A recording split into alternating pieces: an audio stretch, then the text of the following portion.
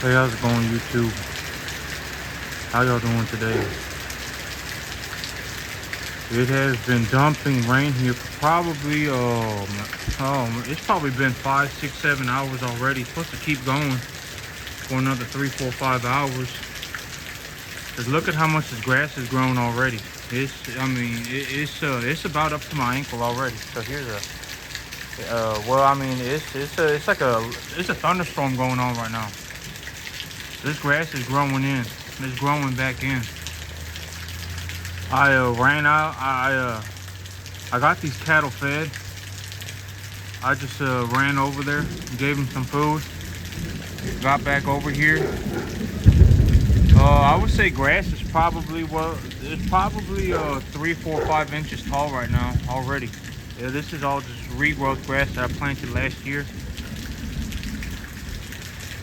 So this morning I was looking into that whole. I've been looking into this whole. I would like to start a pasture renovation business idea of how am I going to do that? What do I think I can make, etc., etc. What kind of services am I going to provide? What kind of capital will I need? I also spend a lot of time thinking about how am I going to make money, because that is more important than anything. Making money is more important than looking pretty. It's more important than making money is important. Cause I could have all this equipment, but if I lose money, well, I mean that equipment ain't gonna be here for long, right? So I was looking into things. I found 3 different tractors that I'm going to be taking a look at. They're all about 70 horsepower, 70, 75 horsepower. They price ranges are anywhere from $5,000 to $7,500. I found 3 real good ones, low hours. So I'll be going to take a look at them this weekend. To take a look at 3 different tractors this weekend. So. Yep, okay, so I looked at so what was going on was I was just going over everything in my head of what I would like to do. What I came up with was I was taking a look around. Texas has this program in certain counties or government, where our government will give a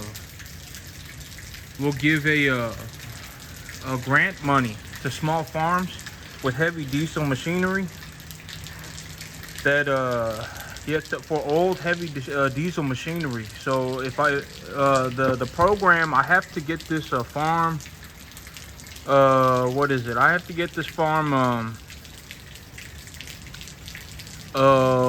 registered with the Secretary of State as a business. So I'm going to be doing that later today. I'm going to file this form for an LLC. I need to keep good records of my taxes for 2 years, of my farm's income for 2 years. Then I need to use that machinery for 2 years. Then when it needs to be a diesel engine, then oh man, there were a handful of requirements. So I need to keep a good track of my taxes. I need to get my farm filed, and then the machinery needs to be in good working order. So this grant money, what it is if I have a small business, a registered small business here in this county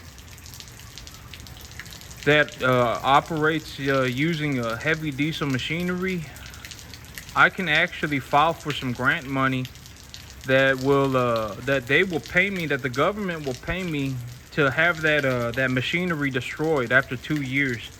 Then they will give me grant money to buy new equipment. So it's a lot. Well, it's a lot of money too. My tractor that I have right here right now, this 35 horsepower one, it qualifies. I just need to use it for a little while longer. I've had it for about a year, so I just need to use it for another year. Then it will qualify.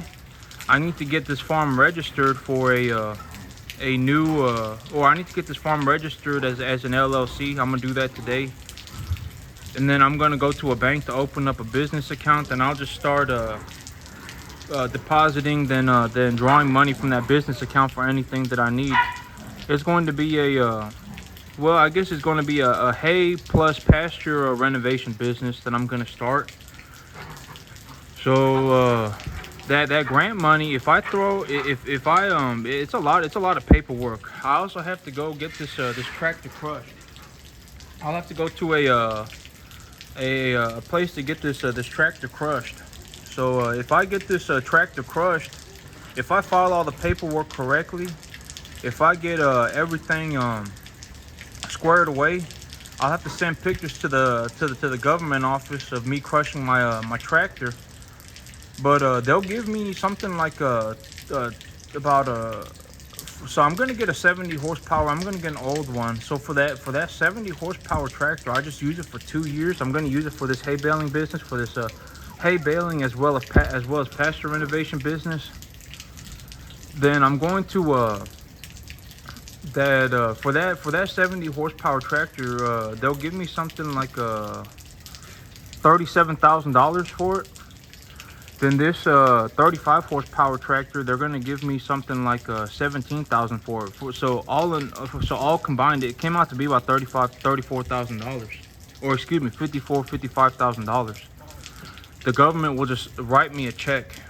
As long as I file all the paperwork correctly, as long as my my business is registered as a business with the Secretary of State, as long as I file all that paperwork correctly, then I have my machine crushed. The government will give me grant money for reducing emissions. So with $55,000 that I get from the government, then I maybe finance $15,000 on top of that on a 3-4 year finance. I could buy a big new tractor. It has to be a new tractor, and they will only give me money to replace my old equipment. So I was looking at it, the application rate is about 750 people a year. Then about 400 people get their grants approved. So my approval odds are about 60%. It's also first come first serve. So if I just keep if I get all my paperwork done real well, if I get make sure all my paperwork is real solid, if I have everything squared away, my approval odds are high. So it's like this program that this local government is running to get rid of old diesel machinery, to replace it with new ones, to replace or excuse me, to reduce emissions. So I can actually make well, I would just need to make sure my paperwork is squared away. I would need to make sure everything is good. But if I go get this old tractor, I go get a good old tractor. I use it for this business as of right now for 2 years. I get my farm registered as an LLC. Then I keep good record of my taxes. Then I square away on that paperwork. Then I send it to the government office. I can actually make about $55,000 on a $15,000 investment, because well, about a $16,000 investment. So yeah, but I mean, if I got a check for $55,000 as grant money, that would be incredible. After 2 years, that's almost like $27,000 a year. I'd be making over $100,000 a year. So I was like, man, okay, so if I'm gonna run this business, if I'm gonna go get that tractor, get everything filed correctly, start squaring away on paperwork, make sure the people at the office know my name, I'm just gonna call them, drop in just call them every once in a while, let them know it's me. Just tell them what's going on, ask them any questions I may have. Just make sure that someone at that office needs to know my name. Because who knows, I mean, anything that could give me an edge, I'll call them anytime I have a question. If it's a good question, I'm just gonna call them. I'm gonna be extremely persistent. By the time that everything is done, they probably be sick of hearing from me. But make sure everything is good. Then I'm gonna go get that tractor. I'm gonna sign up for that government program. Then I will yep, so that would give me some money for a tractor. I can actually make a tremendous positive return on that. So even if I leveraged like $200 a month for a new 70 horsepower tractor, I could turn that into a net gain of something like $27,000 a year by making sure that I get this grant paperwork squared away. So I was like, okay, so one of the big things that happened here in Texas is that we get a lot of rain. Our ground is wet pretty often. So when it comes to baling hay, what may happen is that when hay gets rained on, it ain't worth anything. Maybe, well, I mean, it would make good animal bedding. It's just if hay gets cut, then it gets rained on. I mean, it would make good animal bedding. So grass is all green. Grass is already 4 or 5 inches tall. In all honesty, Lucy, knock it off. By next month, this grass would be ready to bale. Only thing is that in March it would be too cold. It needs to be warm outside for hay to dry correctly after it's been cut. So I was like, you know what? When I was driving by those silage farms, they operate that hay even at this time. They are growing hay for silage. But the main reason is because they wrap that hay in plastic wrap. So silage is it's a high moisture fermentation process. So for hay, I would usually be looking to bale hay at about 18 to 22% moisture, about 20% moisture. That silage is fermented at like 55 to 65%. So what that means is that silage is just left to dry for a day. If the weather is cool, maybe 2 days. But then it gets baled up, then it gets wrapped up in plastic. And when it gets wrapped up in plastic, it cuts all air circulation off to that bale.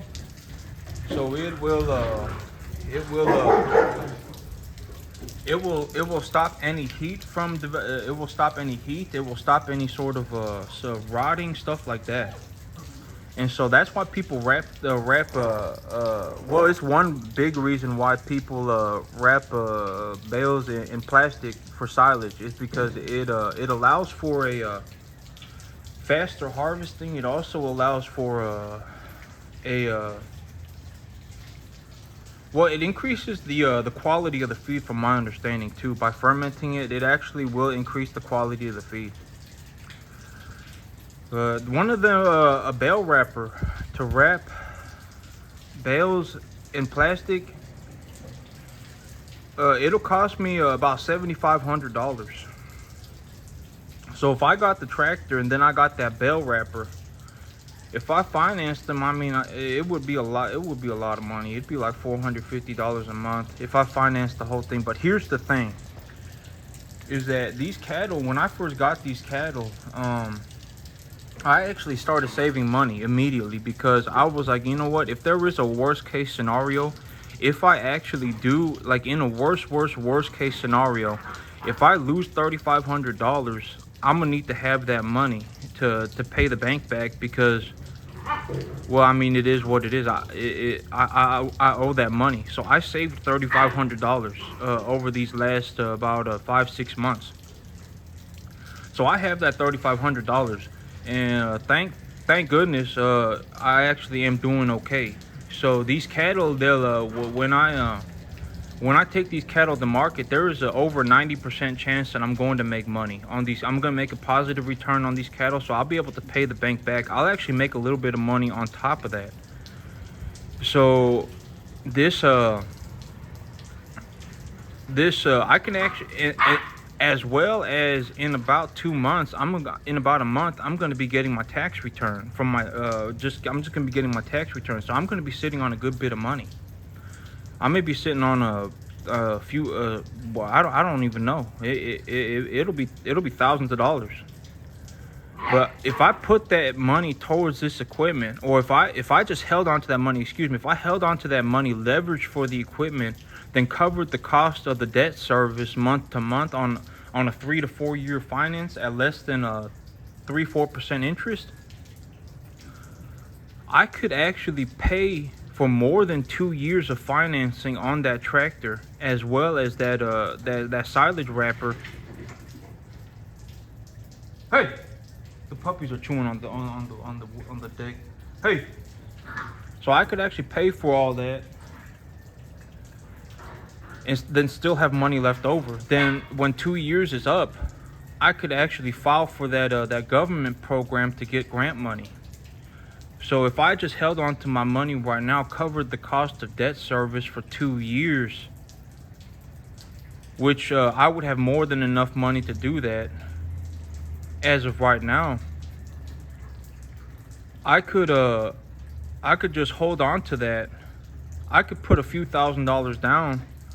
I could hold on to that equipment, then file my 2 tractors for that government grant money in 2 years, which would net me a huge positive return. I mean, it would be like something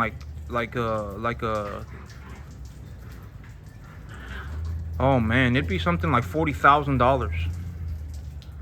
So I could start the business, I could operate the tractors, I could buy the equipment that I need, and I could do I could also offer silage wrapping. So if like weather was gonna turn real bad, I could let them know, hey, I could cut this hay, and instead of dry baling it, it would cut down the drying time from about 4 days to 1 day. So if it was gonna rain in 4 days, if it was gonna rain in 3 days, I could still cut their hay. I could still bale their hay for them, then wrap it in plastic. So it would be another service that I could offer. So all this, I could offer all that. I could make money, then I could make money from the grant money as well. So that's the best that I could come up with as of right now. Grant money, cash flow from business, leverage for the assets, use the money I have right now to cover the debt service. Then before I run out of money, I will qualify for the grant program. So I can start this business. I just have to go and file my business with the Secretary of State, which I'm gonna do today. Then I need to open a bank account from a bank, a business bank account. Then I need to keep good track of my taxes. Once I keep good track of my taxes, I just need to, it's first come, first serve on the grant money. So they also have special money put away for small businesses. So I need to start generating a revenue on this business, then file all that correctly. So that's the best that I could come up with. That's it for me today, YouTube. I'm going to start this business this year. So y'all have a good one.